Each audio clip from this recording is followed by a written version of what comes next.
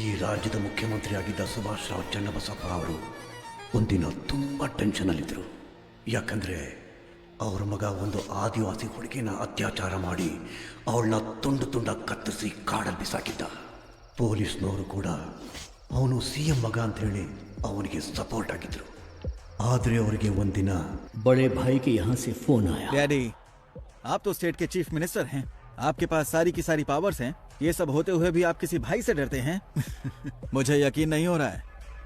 मेरे पास इतनी सारी पावर होने के बावजूद अगर मैं इतना डर रहा हूँ तो तुम खुद ही समझ लो कि मैं किससे मिलने के लिए इतना हिचकिचा रहा हूँ।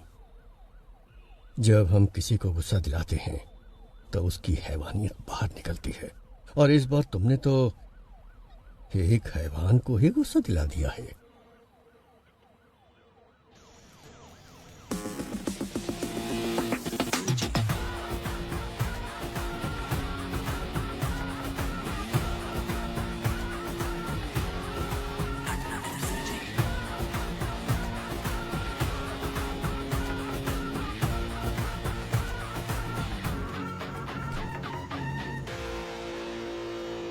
भाई आप इसे माफ कर दो। आपने इसे यहाँ क्यों बुलाया है मैं जानता हूँ। भाई ये तो बच्चा है, अनजाने में गलती हो गई तो आप इस पर रहम कीजिए। और भाई जल्दबाजी में अगर आपने कोई निर्णय ले लिया तो मेरी कुर्सी का क्या होगा। इतने सालों बाद भी तुम मुझे जान नहीं पाए है ना? जानते हो मेरा डर क्या है? ये नहीं कि तुम्हारी कुर्सी चली जाएगी, बल्कि यह कि तुम्हारे बेटे की जान। भाई अब भाई मैं आज ही इसे सरेंडर करने को कहता हूँ, और उस लड़की के घर वालों को जितना पैसा देना हो मैं देने को कहता हूँ। मेरे बेटे को छोड़ दो भाई। डैडी, मैं सरेंडर नहीं कर सकता। चाहो तो आप उनको और पैसा दे दो, वो जितना भी पैसा मांगे उनको दे दो। हाँ, पैसा फेंकने पर हर किसी का मुंह बंद हो जाता है। और भाई मैं इसे कुछ भी कह के समझा लूंगा, इसे कुछ मत कीजिए भाई प्लीज। समझाने की उम्र ये पार कर चुका है CM साहब, अभी तो इसे किसी और तरीके से भाई, माफ समझाना कर दो होगा। भाई। नहीं नहीं CM साहब उठिए। मैं आपके पाँव पड़ता हूँ भाई, इस बार इसे माफ कर दीजिए भाई। किस भगवान को मानते हो? देवी चामुंडेश्वरी। उस देवी को पूरी श्रद्धा से पूछते हो या बस ऐसे ही? भाई अगर कोई उस देवी की सच्चे मन से पूजा करता होगा, वो एक औरत को इतनी बेरहमी से कभी नहीं मार सकता। भाई ये बहुत ज्यादा नशे में था। नशे में? इसने जो भी गलती की है माफी का कोई तो रास्ता होगा। मुझे बताइए, जो भी देना होगा मैं देता हूँ ना। कितना दोगे? 10 करोड़, 20 करोड़। वो भाई 30 करोड़। इतना क्यों? 50 करोड़ देता हूँ। सूरज, ಅದಕ್ಕಿಂತ ಜಾಸ್ತಿ ಆ ಬೇವರ್ಸಿಗೆ ಯಾವನ್ ಕೊಡ್ತಾನೆ? 5 ಲಕ್ಷ ಬಿಸಾಕಿದ್ರೆ ಅವಳೇ ಬಂದು ನನ್ನ ಪಕ್ಕ ಮಲಗಿರೋಳು.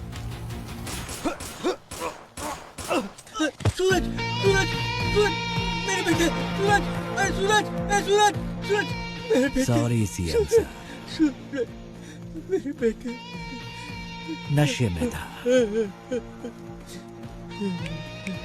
आपके बेटे ने 50 करोड़ कहा था, उसमें एक और मिलाकर 51 दे रहा हूं। लीजिए, ये मेरी तरफ से आपके बेटे की मौत का कॉम्पनसेशन। चाहे इस पैसे को दान दीजिए या फिर स्कूल या कॉलेज बनवाइए। अपने बेटे को तो सही शिक्षा नहीं दे पाए, कम से कम इस पैसे से दूसरे बच्चों को शिक्षा दे देना। ತಪ್ಪು ಮಾಡ್ಬಿಟ್ರಿ ಅಣ್ಣ, ಇವನ್ನ ಸಾಯಿಸಬಾರ್ದಾಗಿತ್ತು. ನೀವು ಏನ್ ಕೇಳಿದ್ರು ಕೊಡೋದಕ್ಕೆ ನಾನ್ ಸಿದ್ಧವಾಗಿದ್ದೆ. ನಿನ್ ಮಗ ತಾನೇ ಹೇಳಿದ್ದು ದುಡ್ಡಿಂದ ಯಾವ ನೋವು ಬೇಕಾದ್ರೂ ಸರಿ ಮಾಡ್ಬೋದು ಅಂತ, ಅದಕ್ಕೆ ಕಾಂಪನ್ಸೇಷನ್। एक गुनाह को दूसरे गुनाह से ही ठीक किया जा सकता है। All forces entry. अब तेरे साथ जो होगा तूने सोचा भी नहीं होगा।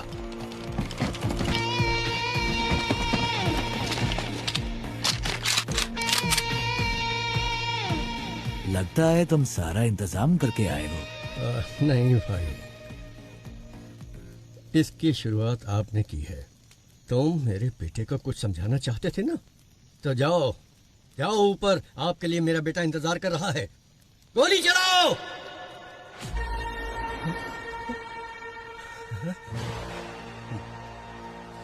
I said fire!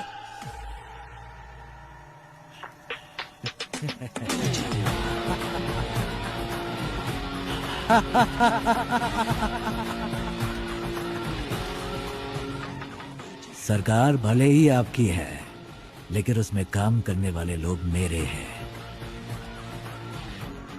आप कितने ही बड़े मंत्री क्यों ना हो, इतिहास को पढ़िए, कोई भी सेनापति किसी मंत्री की बात नहीं सुनता।